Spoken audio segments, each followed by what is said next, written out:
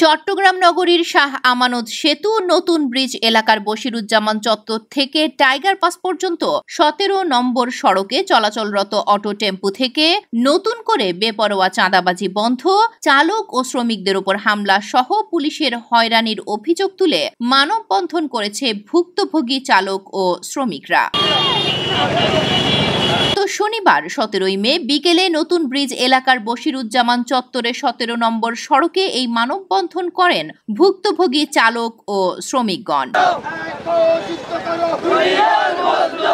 এদিকে ভুক্তভোগী চালক ও শ্রমিকরা জানান, চট্টগ্রাম অটো টেম্পো শ্রমিক ইউনিয়নের সভাপতি মনির ও সাধারণ সম্পাদক রবিনের নেতৃত্বে অটো টেম্পু থেকে নতুন করে বেপরোয়া চাঁদাবাজি ও চালক এবং শ্রমিকদের ওপর হামলা, এছাড়াও স্থানীয় পুলিশ দিয়ে হয়রানি সহ প্রতিনিয়ত নির্যাতনের অভিযোগ তুলে ধরেন তারা। সেই সাথে বহিরাগত সন্ত্রাসীদের হামলার প্রতিবাদ জানান ভুক্তভোগীরা।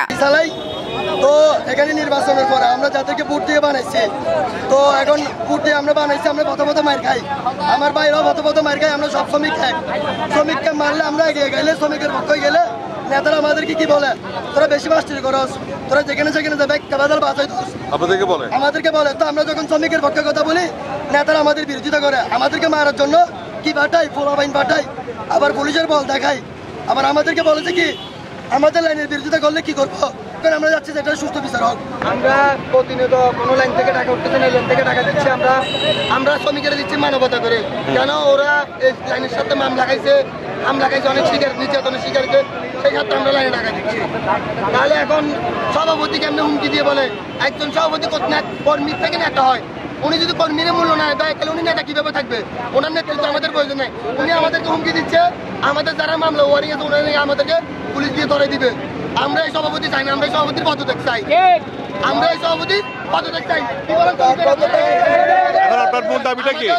যেগুন আরো মামলা হয় ওয়ারিং হয়ে হয়তো ব্যাগ সুদা নিব, ওয়ারিং মামলা আসামি বেগুনের তুলে দিব, আর লাইনের লাই মামলা হয়, আর বলে এখন বলে পুলিশ দিয়ে ধরে তুলে দিব। তো আমি সভাপতি হত্যা করে আমি মামলা ওয়ারিং আছে, সভাপতি আর তুলে দিব পুলিশ। আমরা তাকে শ্রমিক ডাকতেছি, শ্রমিক তাকে কথা হয়েছে আমাদের উপরে আজকে হামলা চালায়। লবিনের সেক্রেটারি মনির ভাই এসে আমাকে হুমকি দেয়, কেন আগের ওয়ারিং আছে অন্যজনের মামলা, এই মামলাতে ওয়ারিং এর আসামি আমাদের থেকে তুলে দেবো, আমরা পুলিশ দিয়ে তুলে দেবো, আমরা কি করতে পারি দেখি।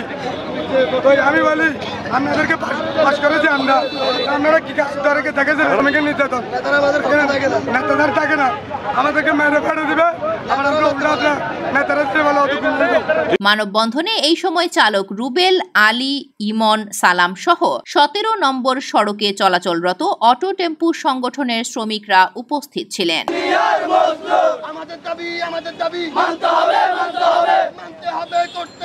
Desk report.